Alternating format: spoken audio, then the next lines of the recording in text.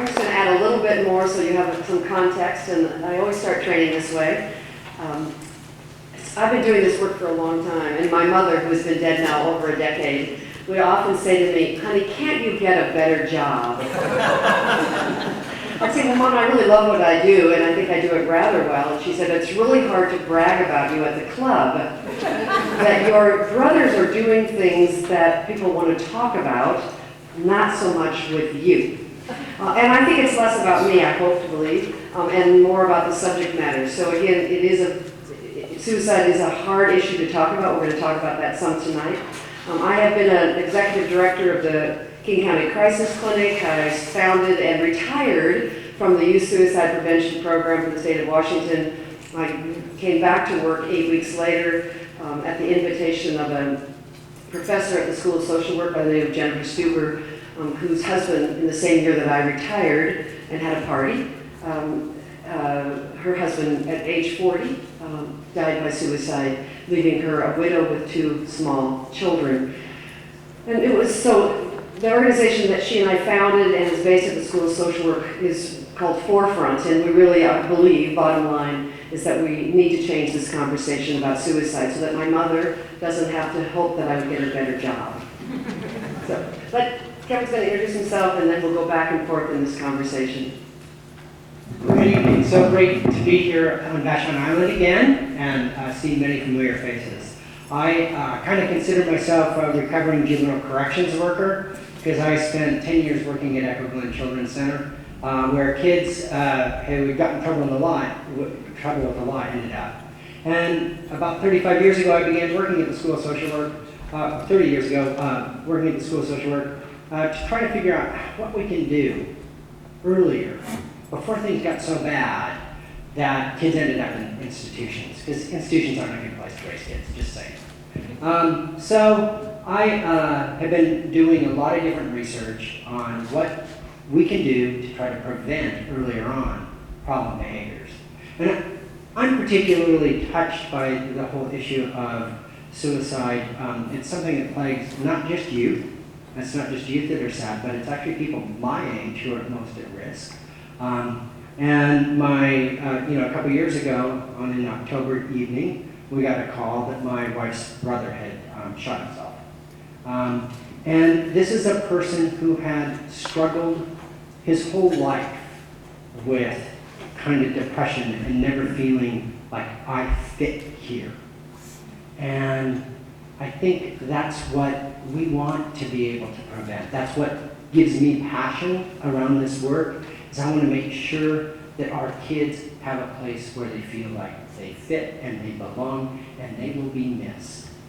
So you'll hear us talking a little bit about that. I'm going to kind of bring a little bit of the kind of parenting response angle to what we're doing tonight, and I'm also bringing a little bit of the drug and alcohol kind of intersection with depression and anxiety this evening. But before we start, we're going to start with good things. So let's take a couple minutes and just talk with the people around you, and maybe duos or a trio, about these 2 questions. Think of one thing you love about living here on Vashon Island. When you tell people you live here, what stands out? And what about the community you live in? We're social workers. We build on strength. That's what we do in social work. So we want to start with what's great about this community, and then let's also talk about one thing you worry about. But really, let's get those things you love about. Just take 2 minutes, and when you hear the chime, we'll come back together, okay?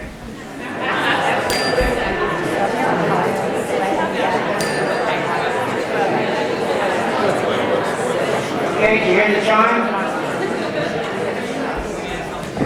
All right, let's just take a few loves. Let's start with some loves. Who's got some loves they want to share?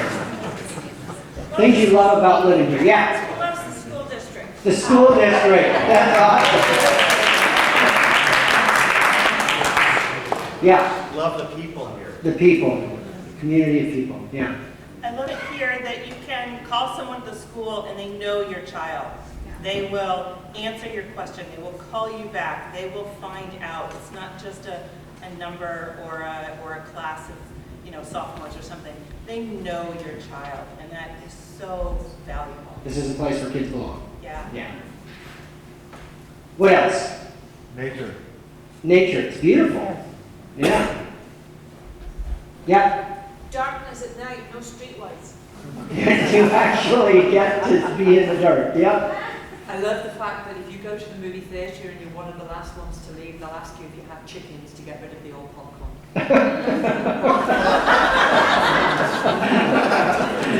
It's the chicken effect. Yeah. Any other ones? Yeah. Space, kind of open space. Open space. I love the fact that the pace of life here is not as frenetic as the city. Yeah. It's much more human. And so all of these things, okay, the last one. I was just going to say, if your child does have an issue or they're in town doing something they shouldn't be doing, you'll hear about it. So it's still that old fashioned, you hear about it maybe by the time they get home or at least shortly thereafter, right? Yeah, so the island telephone line still works, the old party line kind of thing. What about issues, even given all these great things, what are some of the worries you have around? Do people talk about worries? Okay, let's just take a few of the worries. Yes? So I worry that we're not a very diverse community, and so our children are growing up in a pretty sort of homogeneous, vacuum-sealed environment that does not look like this when you leave the island. So I'm pretty protective. So I worry for them when they go on to higher education or to a different life. So just the lack of diversity on the island is a worry about how to interact in a different way. Yep. Limited resources to help our kids and families. So limited resources. Yep. Just going along with the lack of diversity, I worry about the feeling of there being one way to be, since there's not lots of different ways to be, the lack of diversity. So it's a different type of diversity, but there's more than one way to be, and to fit in. And Is it boys, yeah, is it girls, is it, yeah. Yeah. Great. Other areas? Yep. As an elder who's interested, I feel very out of touch, and I don't know, I guess if I put myself out, like I'm here tonight, if I put myself out and got involved, those people in that group would listen to me, but in general, I feel, like a dinosaur. Well, I'm glad you're here tonight. Thanks for being here. So feeling a little alienated as you age on the island. Right, Yeah. but knowing that you have something to contribute, but not sure that anybody is interested. Yeah. Particularly young people. Yeah. Okay, one more and then we'll move on. Yeah. I just worry about our students who are about to end their schooling career at the high school, that they won't launch, that they'll have a limited horizon in their mind about their possibilities. I'm afraid they'll stay on the island. Some do and some And don't. there's a lot of things to love about staying on the island, and yet you still want them to spring up and maybe come back later. But having that fullness and richness of life. Well, these are all really important things, and these are all important things about your kids on the island. And Sue and I are going to talk a little bit about recognizing and responding to adolescent stress, depression, and suicide ideation. And we're going to do that by focusing on what are you telling us about suicide and stressors in the island and drug use. What are the predictors of suicide? What do we have to be aware of? And then what can families do about it? What can schools do about it? What can the community do about it to actually take some steps based on the experiences that Sue and I have had in different research approaches to looking at that. So Sue's going to kind of kick us off about what youth are telling us and what predictors of suicide are. I love this little list. We'll use that. Okay, where's my, thank you. Okay, so let's start with some of the data that you may have seen. And some of you know better than others, but I want to make sure we're all in the same information. So on the Healthy Youth Survey, people know what that is? Healthy Youth Survey. We ask in school districts across the state for information from voluntary students to answer a number of questions. So this particular one we're going to start with is the students who said they felt anxious, nervous, or on edge. At this point we have bar graphs reflecting 8th graders, 10th graders, and 12th graders just in that order. And any thoughts about that? So if you cannot see at the back, over 70% of the 10th, 12th graders on the survey in fall of 2015, fall of 2014, sorry, said to, in that survey, they felt anxious, nervous, and on edge. Seems high, seems low. Do they qualify the terms to the kids? I mean, anxious, you know, it can be fairly. So one of the beauties as well as one of the downsides of the Healthy Youth Survey is there's no clarification or definition of what that means. But it's a really important issue that they perceive themselves to feel that way. Whether we have diagnosed it as an anxiety disorder, not necessarily, but they feel a significant amount of being on edge or being anxious. So one of the things I want to do with you, another sort of game, I love to play this game, and Carolyn actually, and some of the students at Mary already know about this game. So these are not beer cups, okay? These are not beer cups. These truly are, and actually, Lisa, you're going to be my little Vanna White here. And what comes, just behave yourself, would you? Here's the ground rules. You're going to stand here, and I'm going to hand you a cup one by one. You all are going to help me identify what this cup might represent in terms of a stressor or a reason to be on edge, whether you're at the elementary school or the middle school or the high school. So this is from a student's perspective. It could be that you decide you remember what it's like to be back in middle school, but and here's the deal, Lisa. You can't stack them, you can't put them between your legs, and you can't put them in your teeth. No. So watch what's going to happen. So I got 20 of these cups, so I want to know what's a stressor, worry, or concern that might be true for a student, a young person on this island. Yeah? Homework. Give me another one. Friendships, having friends, having the right kind of friends. I'm just going to elaborate. Being in the right group. Yeah. Friends are starting to do drugs. So friends who are doing things, including drugs, that you're not particularly, don't want to do that necessarily. Okay? Another stressor at the back. Not having friends. Friends, this is really important. These cups, friendship cups represent a lot of areas of focus, right? Having them, having the right friends, being concerned about friends who are doing things that perhaps you don't want to be doing. Yep. Dating. Another issue about friendship. Okay, yeah. Difficult family situations? It's difficult families, that defined by the kid, and so we're not going to go there necessarily, but whatever that means. Is this... I do that a lot. Yes, sir. Difficult families as defined by the young person. Other worries, problems, or concerns? Grades. Okay. Identity. I'm sorry? Gender identity. Absolutely. Gender identity. Who am I? And how do people perceive who I am? And is it okay to be who I am? And do I know who? There's lots of questions associated with that. More. Physical appearance. Physical appearance. Do I have my breasts the right size? Do I wear glasses? Do I have funny ears perceived by others? Yep. Parents' expectations. So parents' expectations about all sorts of things. Yes. Here, let me help you get that stressor back. So I want to pause at this point. You saw what happened. It's a very simple exercise. Doesn't take, and yet there's only so many cups that people can hold. And I would suggest to you that this is many times, whether you're aware of it as parents or not, this is how your kids feel. They're trying to balance cups, metaphorically or literally, and you can only hold so many, particularly on the ground rules that I gave you. So you can probably get tired arms at some point. Are there any more that you would suggest that didn't get named before Lisa dropped one? Yeah. Worry about the future. I mean, that's why over 70% of the seniors in the fall season makes total sense. Thank you. So this worry about, am I going to get into college? Am I going to get off the island? Am I going to stay on the island? Other kinds of worries that didn't necessarily get lifted up. Becoming sexually active. Issues around just sexual activity. Do I not?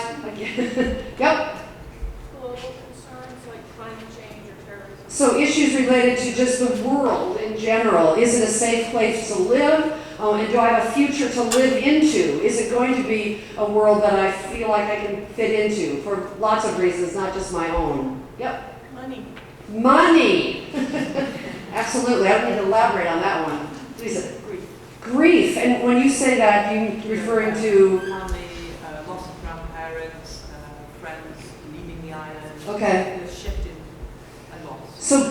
So let's call it loss, because I think sometimes grief has this notion that's more complicated, and we experience loss all the time, all of us. And yet, sometimes we don't even acknowledge it or take a moment to appreciate what's happened to us. So I could go on and on, I think, but you got it. And really so much of what I loved about what you did, Kevin, is that this is really what we want to teach kids how to do, is to be able to help friends when those cups drop. And we as parents and we as community members also want to be able to say, how do we help that kid pick up that cup or reduce the volume or the weight or the intensity of that metaphorical cup? We're going to get this rhythm here. So the other thing that was asked on that same survey, and we have a number of slides here, this is a little more specific. The question related to not, again, if you look at unable to stop or control worrying in the past 2 weeks, so it's a relatively short period of time. 8th graders, 10th graders, and 12th graders, again, we don't have the 6th grade data, but close to 50% or over 50% of kids at those grade levels said they felt in the last 2 weeks as though they were unable to stop or control worrying. And here's the things they tell us. This is from the kids' mouths themselves, which are in many ways spot on. So sources of stress for them, school. And I'm not faulting principals or superintendents, but kids feel stressed about school. They absolutely do. And am I going to perform? I do have to say to you, I didn't have to take a test to graduate from high school. And I appreciate that our tests and there are qualities, but there are differences than there were when some of us were going to school, and we have to really acknowledge that. Changes in body. This is a huge issue for many adolescents. You know, where am I in comparison to others? Problems with friends, you named it so many. Just being different, whatever that is. Parent separation or divorce, trouble with siblings, illness, injuries, you got them all. I added the bottom two only because they didn't say this as clearly as this, but many times taking on too many expectations, too many activities, and really sort of believing that they're not good enough. So here's the kinds of things that we would notice just around stress and anxiety. That kids would describe themselves as being tense, worried. They already done that in the Healthy Youth Survey. But feeling some level of sadness, they potentially withdraw. They don't do as well in school. They might become quite delusional. No, that could be happening too, but disillusioned. And many times angry or involved in some kind of extreme behavior. Let me just go back to this previous slide, because sometimes it's hard to remember when you were a teenager. But if I asked you tonight to name your own stressors, most of these would be quite the same for us as adults, except we'd substitute work for school. That many of us are dealing with the same sources of stress, and I would suggest to you that many of you exhibit stress in the same ways kids do. I might end up asking you a number of things tonight as homework assignments, but let me just say to you this. Go home tonight, and if you don't see your kid tonight, talk to them in the morning and ask them, do you know when I'm stressed out? And if they say yes, ask them how they know that. They watch us. They actually watch us more than they listen to us.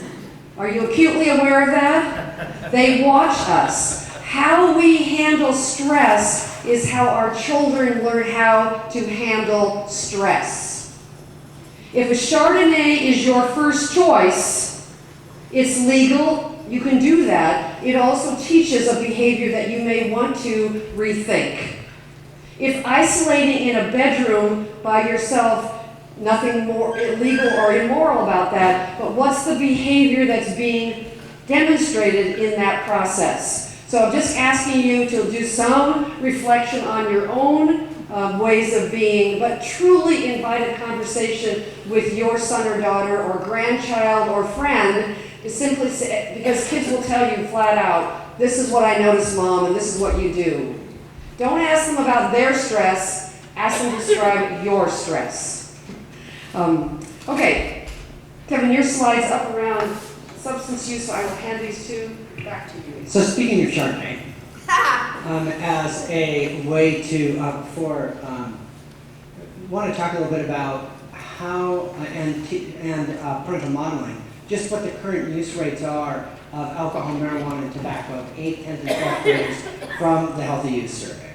And I don't know if we said something about the slides, but we'll send the slides to Lisa so people will have access to them. But just, I think it's really important to know that 16%, despite what's going on with marijuana, the drug of choice still remains highest of alcohol. It's still a really important drug to keep focus on and to set expectations around for parents. There's clearly interaction between alcohol and depression. There's clearly an interaction between marijuana and depression. It's very difficult for us to find what's causal. We don't know if marijuana is causing depression or depression is causing marijuana use, because in all the cross-like studies we have, it just isn't a real consistent finding. We know they're very interrelated. They're very interrelated. We also know that for young people who have a family history of mental health problems, marijuana use can be very serious in terms of depression and early schizophrenia. So there are serious consequences for heavy use of marijuana, and it's really important that youth know it can wait. You're not saying they can't use it, just they can use it when they're over 21. That's the law. And we've done a good job with tobacco. So we're getting the story out about tobacco. It's always interesting to me that kids still smoke pot. And that's the main way 95% of them are using it is by smoking it. So they're getting the message about tobacco, not so much on smoking, so we have some work to do there, right? Here's the good news for Vashon Island, I think. I'm sorry this is a little blurry, but what you see is kind of this drought from 2012 to 2014 for 10th grade use of marijuana and alcohol. And that's a pretty steep drop. That's a really positive thing. These other things all the way across have been pretty steady. The thing, of course, I worry about a lot is painkillers as one of the ways that young people are learning to deal with stress and learning to deal with depression, is that there's medications that they can just take and feel better. And so unfortunately the teen brain is wired right now for every reward, and some of these things feel very rewarding, and that's what puts them at risk for later addiction. So when we're talking about stressors, drug use actually becomes a big stressor for young people as well.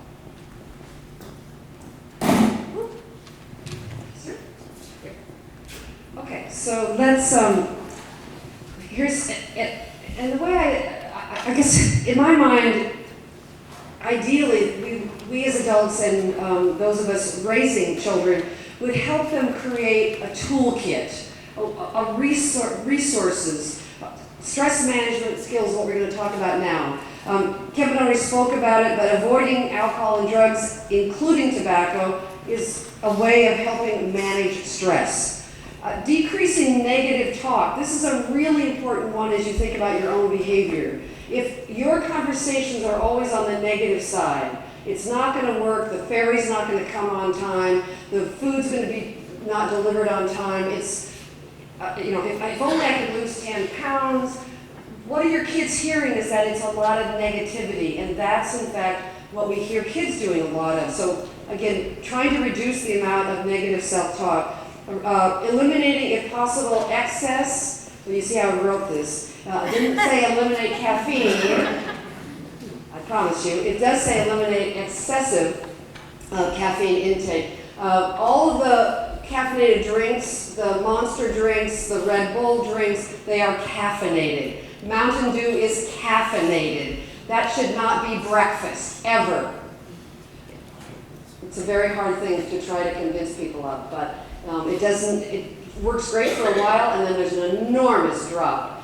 So it doesn't manage stress well. Eating, sleeping, and exercising regularly, these are all things we know about, but again, we need to model that and help our kids learn that. Building a network of friends, that doesn't mean you have to have 40 friends. You can have 2 friends, but kids should have friends. Here's the thing that I work on almost every day.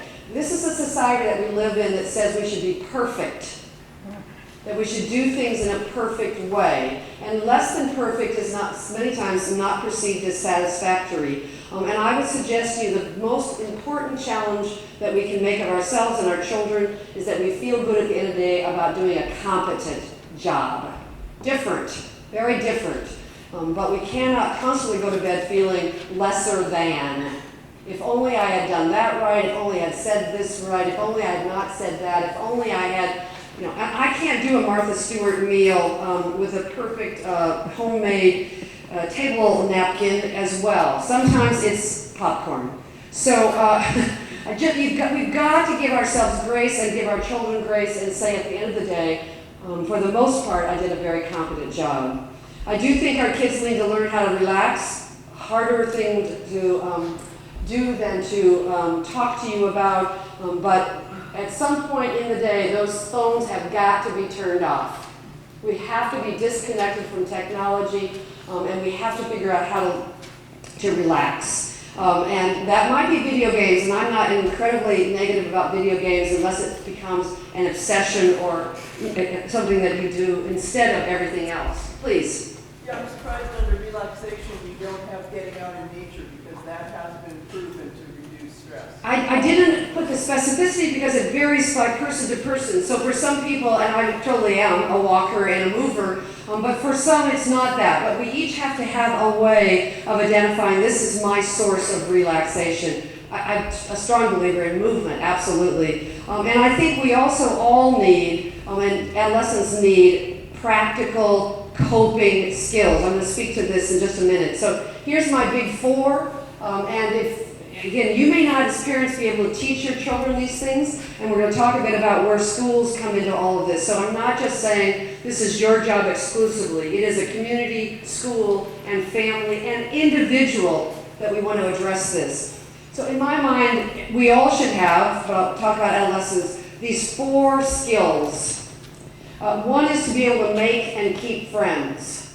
And there are some kids who do very well with that and some who really struggle. But it is a lifelong important skill to be able to make and keep friends. In our bullying work, we know that there is a lot of complexity in the whole friendship issue. Being able to problem solve. If I make this decision, here are the consequences of that decision. Being able to solve a problem is really crucial. Being able to identify and manage one's own emotions. Most adolescents that I work with have 2 primary emotions that they display. Can you guess what they are? Anger. Being pissed off, let's call it what they call it, and bored. The 2 most common that I hear from adolescents is either being pissed off or being bored. So we need to, again, help kids, help them learn how to identify what it is I'm feeling and manage those. And the most important one, managing, is around distress. So when I'm frustrated at work, when I'm frustrated at home, when I'm frustrated in the car, when I'm frustrated, what do I do with that frustration? I'm incredibly concerned about the amount of kids who don't have a skill set to do that. And suicide sometimes appears to be an option for that. So here are some things I just want to speak to, and I've said a little bit about this already.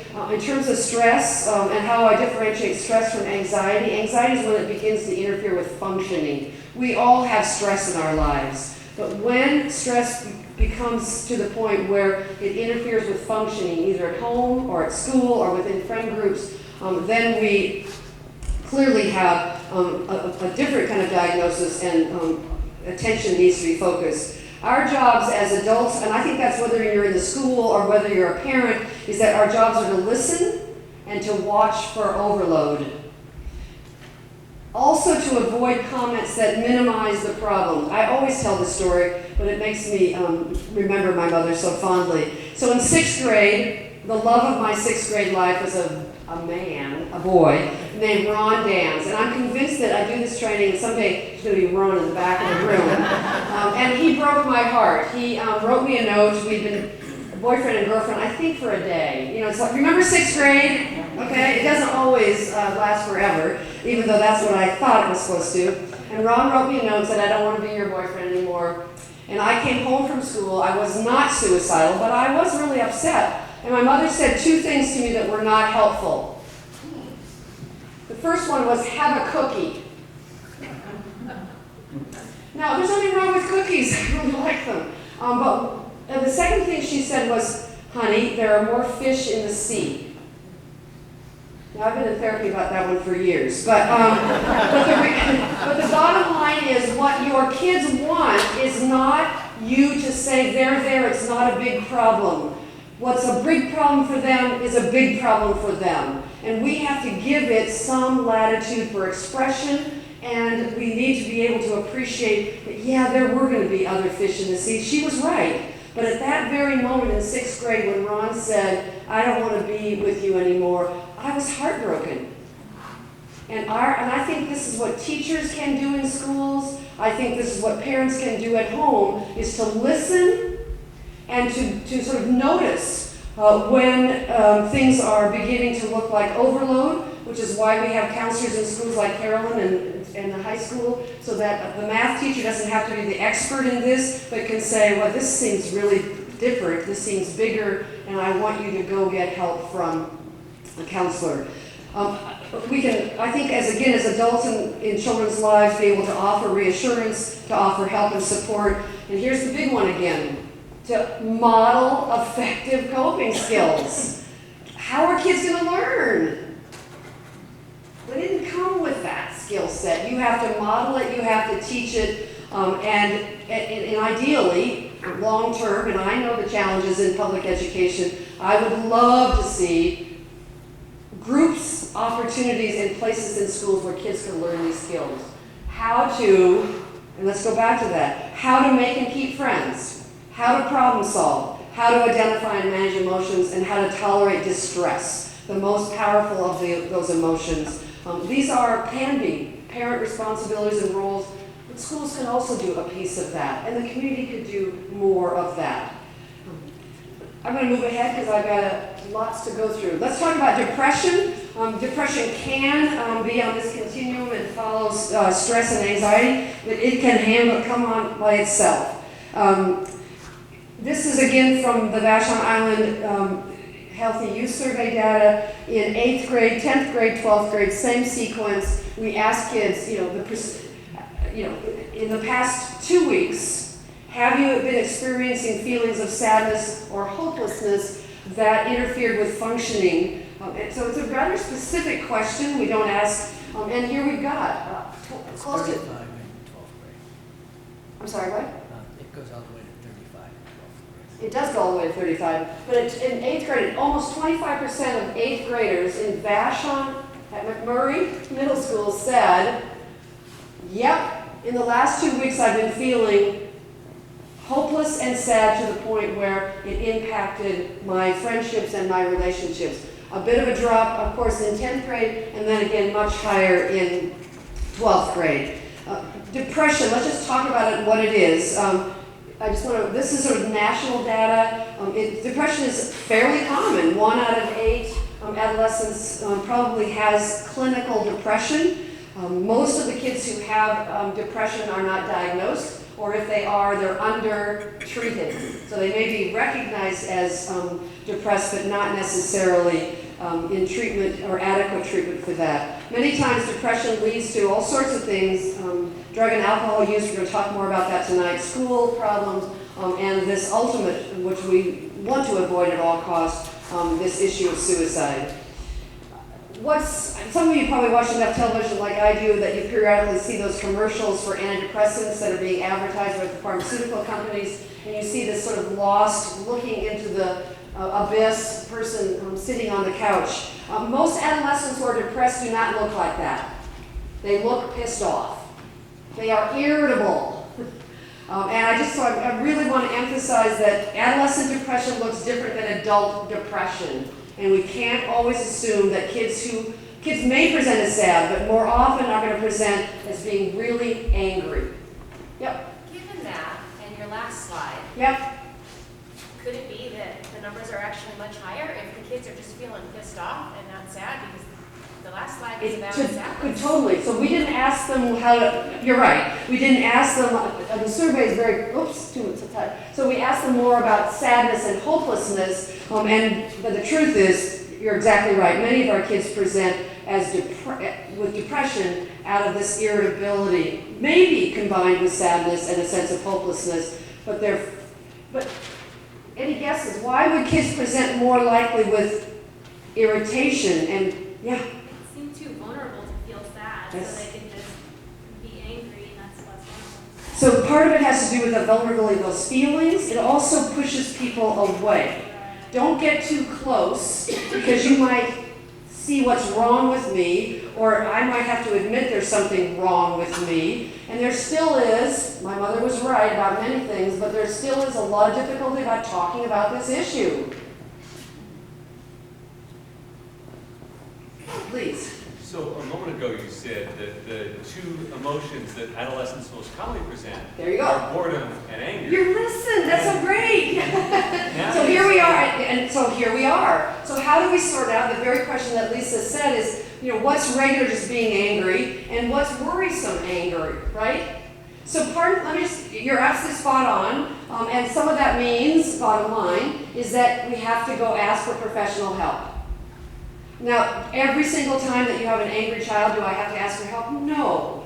But I'll give you a couple tips. So let me just go through these. Some of our kids who are depressed may be irritable as well as sad. They may share the sadness, they may not share the sadness. They may share sadness with other people than you. You may be the target of their anger, but at school they get sad, or with their friends they get sad, but they don't want to show that side to you. So one of the things I would say to you is that I think we have to ask others in our children's lives how they show up. So at school, what's going on? Ask the counselor. If they're involved in a fellowship or spiritual kind of group, what's happening in that group? Many of our kids, and maybe you remember doing this as an adolescent yourself, you didn't talk to your own parents, but you hung out at friends' houses and talked to their parents. So what are those parents saying? Now there's a lot of fear about, I don't really want to tell other people that I got problems in my family. So there's sometimes some hesitancy about saying, have you noticed what's going on with Charlie? But really important, and I tease out a lot of things. How many of you, when you had small kids, really, really tiny little infants, went to PEP's kind of parent, more the kind of parent group where you sat around with a little baby on the ground and you talked about giving birth, or you talked about what are they sleeping and what are they teething? So I love PEP's groups, but I really think there should be groups for adolescent parents more than PEP's. Because when you need parent support is when you're raising a teenager. Some of those questions that we so freely ask when the child is 6 months, when do they start, teething, we sort of close in and stop asking questions of our friends related to adolescent worries, because we begin to feel like it must be something wrong that I've done. There must be something wrong with my child. And you can notice that many of those depressive signs and symptoms that are up here are very similar to the signs and symptoms related to stress. So we're back to this very issue that you've raised, is how do I sort this out? I will say to you, the bottom two in my mind are hugely important on this list. Many of our depressed kids overreact to criticism. You say something, they become inflamed. But here's the other thing that I notice a lot. Many of our kids who are depressed have frequent kind of physical complaints, and they end up with the school nurse. You guys have a school nurse? Yay! Yay! That's where they come first, because it's less fear-based than going to the school counselor, even though Carolyn's a wonderful counselor. So the reality is that, and many times your kids are going to end up with somatic, kind of, my back hurts, my stomach hurts, I don't want to go to school, I don't feel good, and so it's so important to listen to all those kinds of clues. So here we go to this question about what can parents, and again I would say to you, what can schools do? You can offer reassurance and support, you can avoid shaming and blaming and minimizing.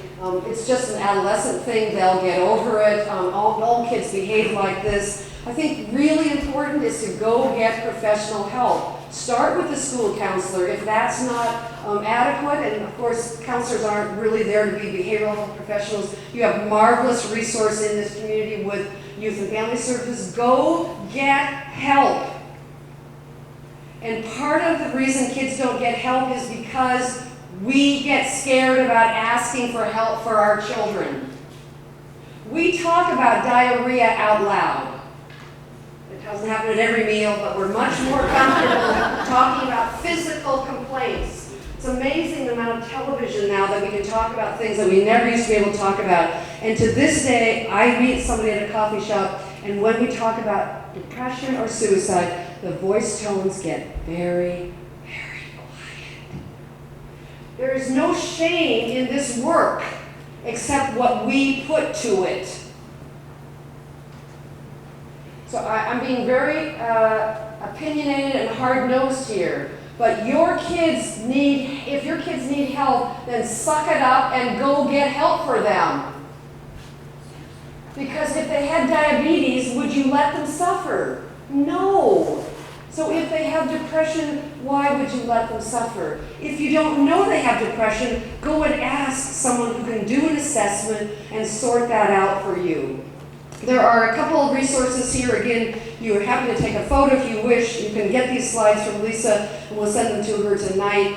There are telephone, 24 hours a day, telephone hotlines. You don't have to be on a crisis, even though it's called the crisis clinic. You can truly say, I'm the mother of a 7th grader at McMurray Middle School on Vashon Island. I'm really concerned about these behaviors. Here is what I'm concerned about. I don't know whether I'm being an overreactive parent or whether you can just help me sort this out. That's what they are there for. They're trained to listen and sort these kinds of things out.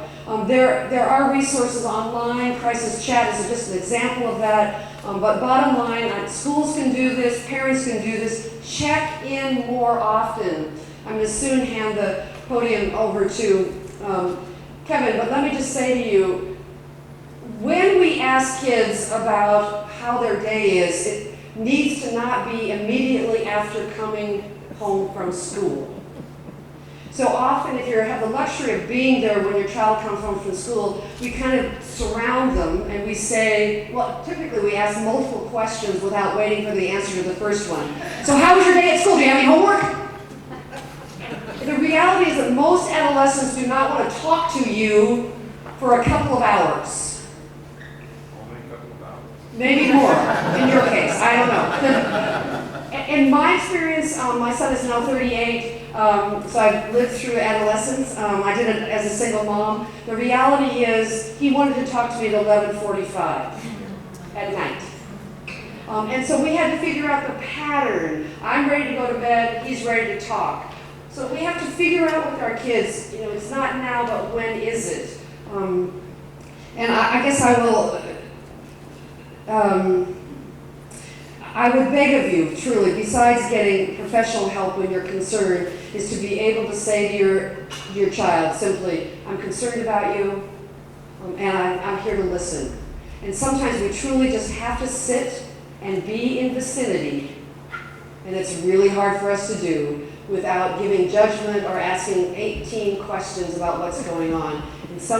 And last thing I'll say and then I'll come back again and talk more specifically about suicide, and that is the best therapeutic work I ever did as a mother or as a clinician was in the car. Ever. So when I was was driving and looking forward, I had kids sitting next to me but looking out the window. There was no stress about eye contact and conversation. Take walks with your kids. Go someplace where and just walk with them. Go have a cup of coffee or do some, avoiding excess caffeine use, a cup of tea, but be with them without enormous expectations about all the things they're going to divulge to you. Just skip the next slide and go to there. Can I? Yeah, just go. Okay. Keep going. Yes, sir. Let's talk about suicide for a bit, even though we don't like to talk about it and it's uncomfortable, but your kids are concerned about it in themselves. So we asked Vashon kids in the past year, how many of them had considered suicide, not attempted, not died, obviously, because we can't get that data on here. Oops, that doesn't look so good. 8th graders, 10th graders, 12th graders, so 8th graders, close to 12% of the 8th graders at McMurray Middle School said in the past year they had considered suicide. And the numbers get larger as we go up. So let's, I just want to do a little bit more data. In the state of Washington, not just on Vashon Island, 2 kids a week die by suicide. It's a shocking number to me, shocking. This is again from Healthy Youth Survey data across the state. 1 out of 4 high school students have seriously considered suicide, and 1 out of 10 have made a suicide attempt. So there are lots of things that Kevin and I want you to take away tonight, but probably if I had my wish, this would be what you would take away. If I had concern about a child, yours or someone else's, the first thing I want you to know to do is show that child that you're concerned about them. And that means more than anything, being present, not on your phones, being present with them and not talking. Many times it's just being with them and showing up, perhaps saying, I'm concerned about you. But listening is such a powerful piece, not giving advice, it's truly just being in that relationship with that young person. Secondly, much harder to do, this gets harder as we go down. Second thing to be able to ask directly is about suicide. One of the greatest myths that we deal with in this business is if I ask about suicide, I'm going to put the idea in their heads. If I said to Lisa, this is how powerful I think I am, but that's not, you're going to prove I'm not. If I said to you, Lisa, I want you at your next paycheck to give me 40% of your next salary, can I influence you to do that? No. Same thing is true. If I said to one of your sons and daughters, I wonder if you're feeling so bad that you're thinking about ending your life, we cannot put that idea in their heads. What we are doing is giving permission for the conversation to happen. Most young people do not march into my office and say, can I talk to you about a big hairy problem about suicide? Because I'm thinking, they don't say that. You will have to ask them. Schools are trained to ask them. So Carol's been to training. She knows how to ask that question, and she's likely to ask a student that question. And my hope is that students feel safe enough to answer that question. If I had you for 2 hours or more of training, I'd teach you a lot more about how to ask that question, and I'm more than happy to offer more training at some other time. And the third piece, if the answer to that question is yes, or you think it might be, then I want you to go get help. On the back, some of you may have picked it up, there was a resource sheet I created of sort of telephone numbers and places to get help. I mentioned a few of them in the previous slide about depression, but I absolutely believe that suicide for the most part is preventable. I absolutely believe that. But we have to be eyes and ears on the concern, and we have to make this a conversation that doesn't have shame associated with it, that young people can feel like they can talk to you and get the help they need. Okay, Kevin, it's yours. All right. Before we go there, we're going back. Oh, because, yeah, I've had the good fortune of working with Sue over many years. And when my oldest son was in college, he had a buddy who, you know the buddy who? But this buddy who ended up kind of, I got to know him a little bit, and actually I started kind of worrying about it. He was using more drugs than he probably should have been at that age. He was gambling a lot. He was very depressed. And one day he was on the phone, and I happened to pick it up and talk to him. It was in the days when phones actually answered, a household phone, as people called it. And I was talking to him, and I had to do John, hey, I'm kind of concerned about you. And then I had to ask that next question because of my concern about this person who my son cared about a lot. And I had to say, are you feeling so bad that you're thinking of killing yourself? That's a hard thing to have come out of your mouth. As a parent, to my son's friend. And he said, I have. I have been that way. I'm not right now, Kevin, but you're reminding me that I really need to be taking care of myself. And I need to, and then he kind of started talking about what he needed to be doing. What's powerful about this for me now is this guy is applying to the education school at Harvard next year. He's been, he was at Princeton for a summer program and is teaching kindergarten in New York. This guy has come back and said, it's really important for you to show you care. It was so important for him to know that I cared about it. As a parent of my son's friend. And I think it's important for me to keep that in mind about the power we all have, about not just our own kids, but about all our kids. This is Vashon Island where you feel connected to everyone, and that's an important thing to ask those three questions. Because that second question is a hard one to have come out of your mouth. It's a hard, if you're not familiar with doing it. It's uncomfortable. And we have to push ourselves, I think that's what you were saying, Sue, to that uncomfortable place of asking that question. So, my next thing is to talk a little bit about, okay, so what can parents do? I had a really cool picture here, but it's not here on this one. Here's a little bit about what young people are telling us. I guess none of my pictures are showing up. So remember, drug, alcohol use, and depression are interrelated. So we got to talk a little bit about what can parents do about drug and alcohol use.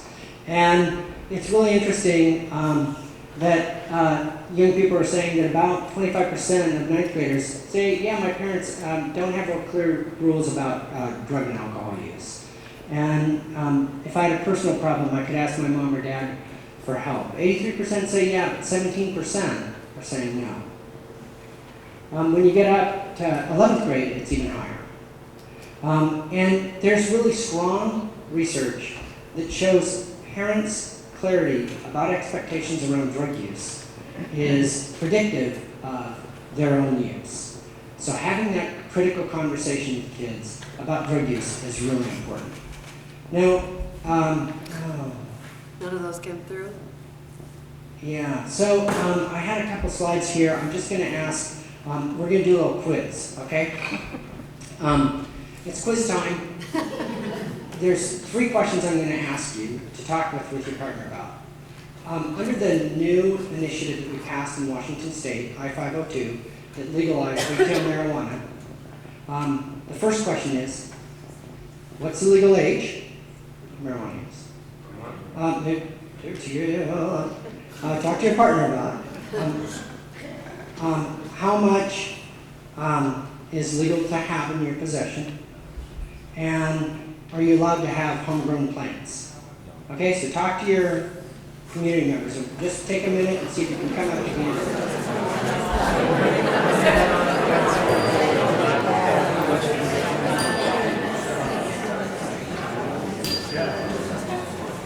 Okay, so what's the answer?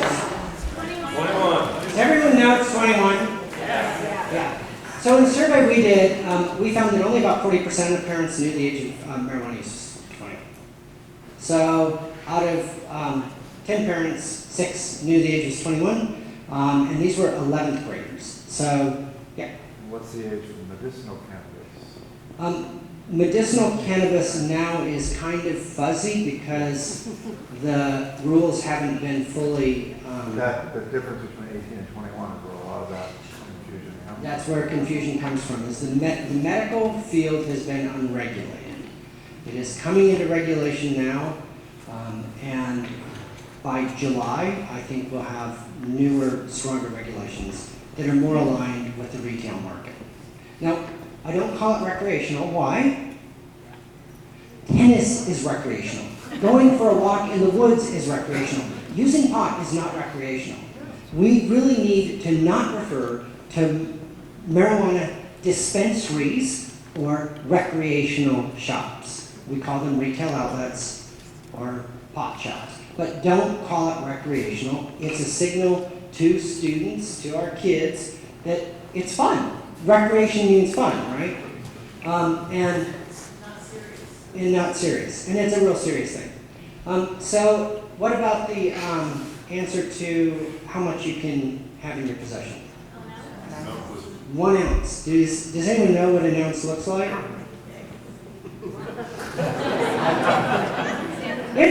It's a lot of pot, but it's not that big. It's a big full bag, you know, but it's a lot of pot. It's plenty. It'll keep you going for a while. So, and that's only for people over what age? 21. Yeah. So, and the third one, how many homegrown plants can you have? 0. So under the new retail law, there's 0 plants. When we asked parents in Tacoma of the 11th graders, only 29% got all 3 of those right. 27% of the teens got this right. One of the really most important things around our new marijuana law is making sure our kids have the right information around marijuana and have the conversations that use the new retail outlets as a conversation for marijuana and what's going on. And I think, Steve, are you talking about marijuana later in the series? Yes. So I'm going to let you finish the... February of next year. February, he'll be talking more about marijuana and the impact. But one of the most important things parents can be doing now is having those critical conversations just around, here's what the law is, and here it's still illegal for someone under the age of 21. I think it's really important for people to know. There are, I'm going to kind of, unfortunately yeah. Just real quick, so the question that I need answered is, or that I think my kids are asking is, I smell marijuana, is it legal to smoke in public? The answer to that is? No. Yeah. Just like it's not legal to drink in public, but I saw a woman walking down the road on Thanksgiving with a glass of wine. You know, and it still happens. You can go downtown and see people drinking, but just like alcohol, you can say, just like alcohol, it's illegal to use under the age of 21. It's illegal to use in public places, and you can't drive under the influence. So that's kind of, if you think of it, it's just like alcohol laws. Now, marijuana and alcohol are not like each other. They're very different, but the laws are very similar. That's very helpful for our kids to think that. And when you talk about, one of the things we did with focus groups, when you talk about driving under the influence, don't say DUI. Because some kids don't know what DUI means. First, when you start talk about driving under the influence. Because they see drive by, get a DUI. We had a lot of people say they don't know what DUIs meant, and these are 11th graders. So just keep that in mind. So one of the things I do is really kind of want to move upstream and see what, as parents, we can do to prevent these kinds of problems from occurring to begin with, and how we can strengthen relationships with our kids. And this just kind of goes more deeply into what Sue's already talking about. And there are specific roadblocks to communication that, as parents, we get into with our teens. And if you can think about how you can avoid roadblocks and invite problem solving, because every one of our kids should know there is no problem so great that it can't be solved. And when our kids are feeling distressed, that distress that Sue talked about, we want to be able to give that message of, how can I help solve this? how can I be an invitation in my child's life to solve problems? And so your job is to be an invitation in your teen's life to help solving problems. But when we get into these things, the blaming, the talking too much, this is a really big one that teens will talk to us a lot about. They just talk and talk and talk and talk and talk. They don't listen. They just tell me everything they do, judging or criticizing. Yes, you did make your bed. Oh, that's the mixing praise with criticism. Yeah, I'm glad you made your bread, but you didn't put the clothes away, and I asked you to put the clothes away. Or thanks for putting the dishes in the dishwasher, but you forgot to wash wipe off the counters. Those kinds of things kind of undermine that sense of, and add to that stress and distress that Sue was talking about. The giving solutions, and that's what we heard Sue talk about with the more fish in the sea, but does this ever happen to you? You come home, you've had a hard day, you talk to your partner, and you're saying, I really am so frustrated because I didn't pay the bill, and now we've got a late charge. Well, you know what you should have done? Is you should have it's like, well, wait, I wasn't asking you for advice. I just wanted to let you know how frustrated I am. Like the jump is to solve the problem, or I could take the bill on it. No, that's not the thing, is I'm really frustrated. And that's the same with our kids. And when we jump in too quickly to solve their problems for them, we're not showing them that there's no problem so great in this world that it can't be solved. We're doing the work for them. So we want to help be an invitation for problem solving and help them solve their problems.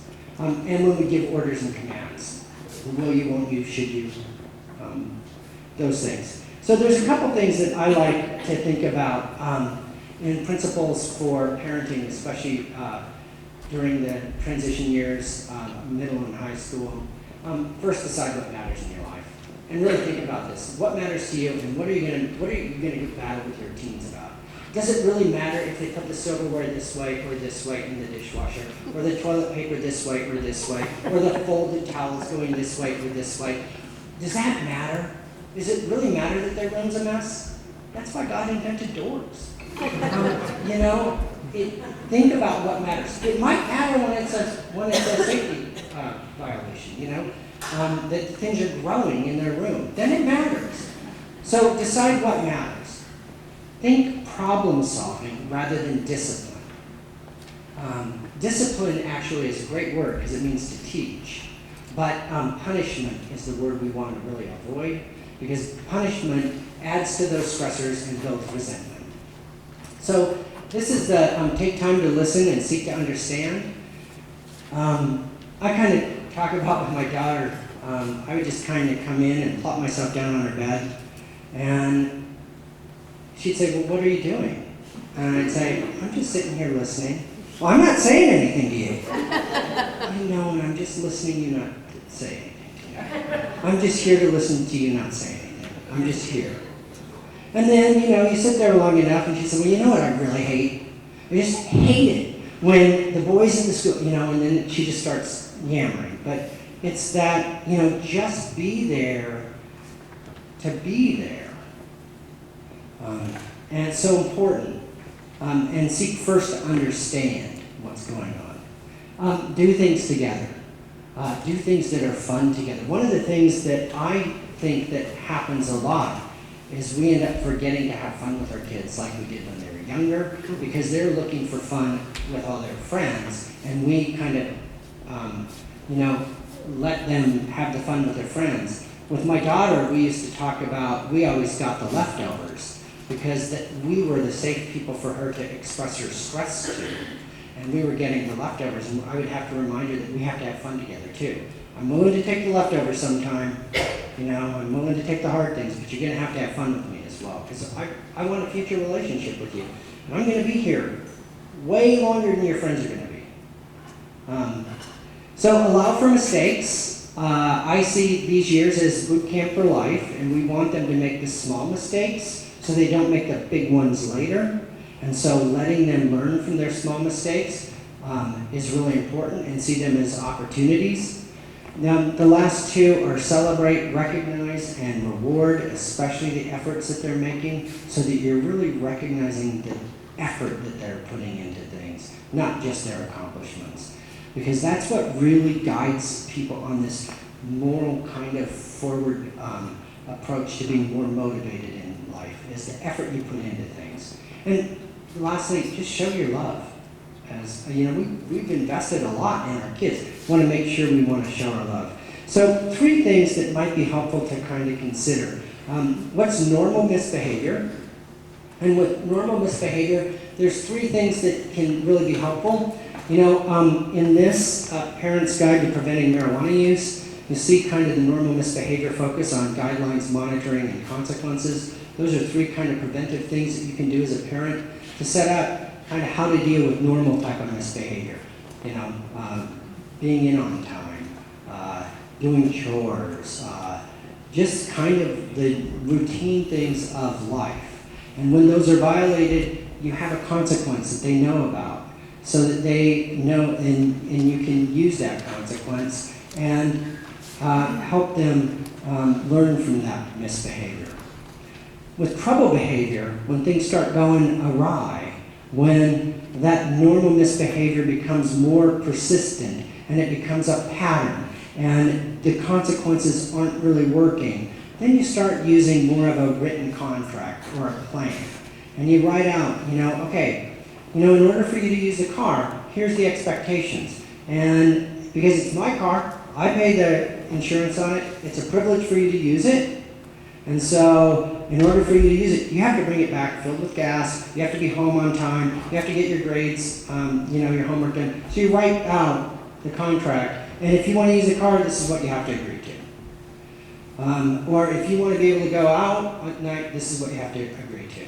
And problem behavior is when those 2 things aren't really working and the behavior is still persisting, and that's when Sue says, get help.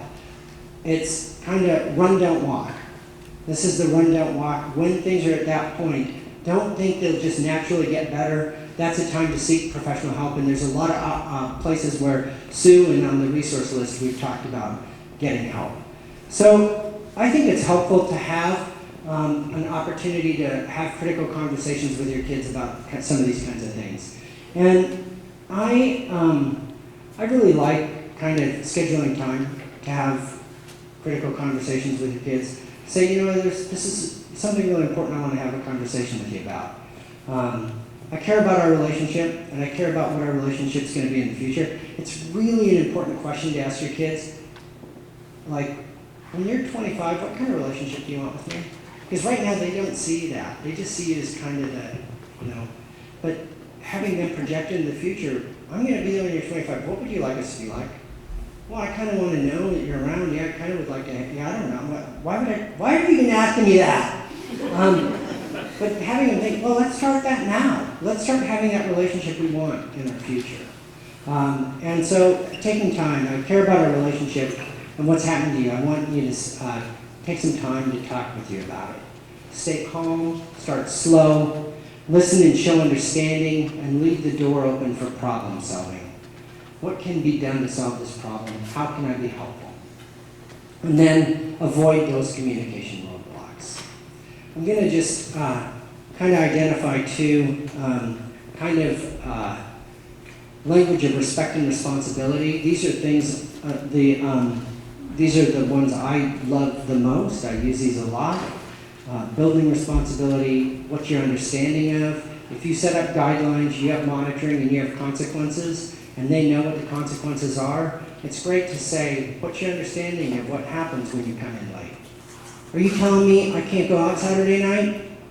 Well, no, I'm not telling you that, but I'm glad you understand the consequence, because that's exactly what it is. I'm glad you remember what it is. And so it's giving them ownership of the problem, and they're learning that they're the ones who have to identify the consequences. So what do you need to think about to accomplish next? What do you need to do? Let me be sure I understand you. These are things that help you as a parent coach rather than solving the problem for your child. And then just how your ideas count and including them in what's going on in the family. I kind of want to identify a little bit about what communities can do as well, but all the slides, the pictures on the slides aren't showing up on this. I've been working with community, I'll just tell you, Communities That Care. It's a strategy to pull communities together to identify, using data,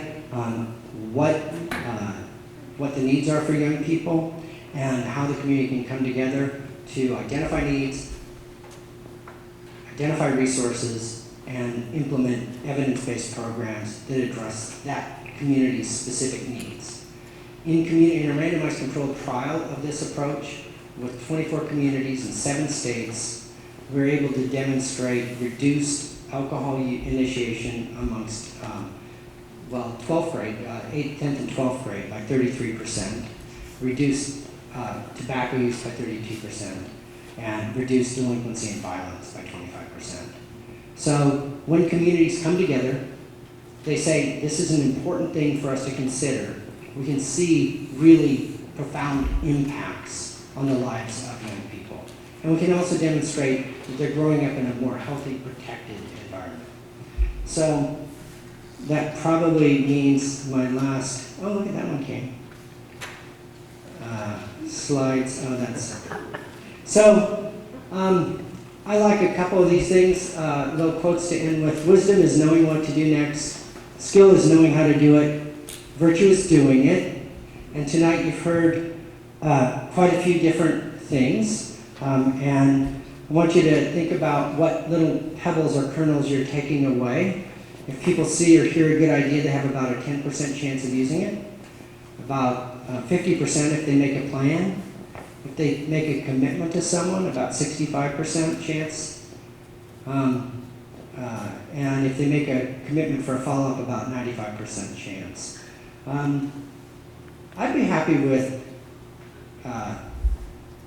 hey, let's say 65%. I'd be happy with that.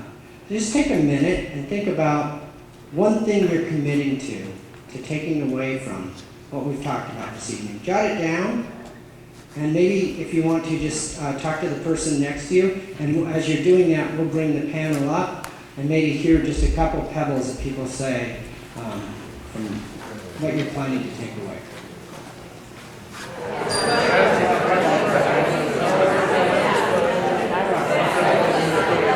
Maybe we could just hear a couple, if anyone would be willing to share something that they're taking away from this.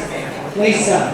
I've been remembered to not put the first thing out of my mouth, how is school today, what's it happening? The multiple questions, yes. And as any good educator knows, there's the wait time. You know, you have to wait 3 to 5 seconds for a typical answer, but for teens, you gotta wait at least 7 seconds. So just one question, 7 seconds. Anyone else? Yeah. Can you tell when I'm stressed out? Asking, What does that look like? what do I look like when I'm stressed out? Yeah, definitely, yes. I am so glad you're going to do that. That's great. Just be humble when you hear the answer. Humble. Just quiet. No roadblocks to communication. How about another one? So, Yep. the last time you were, I think, over to high school was shortly after I ended up adopting a 14-year-old teenager. I distinctly remember you talking about don't give praise and criticism in the same sentence. And I literally had to go home and practice that, and I had to stay outside the room and decide how long I should wait before I go back in and get the criticism. How much time you should have. That's great. So making sure that we focus on not blending those two, keeping them separate. Thanks, that's great. All right, so one of the things we wanted to do was to stand and stretch just quickly. Well.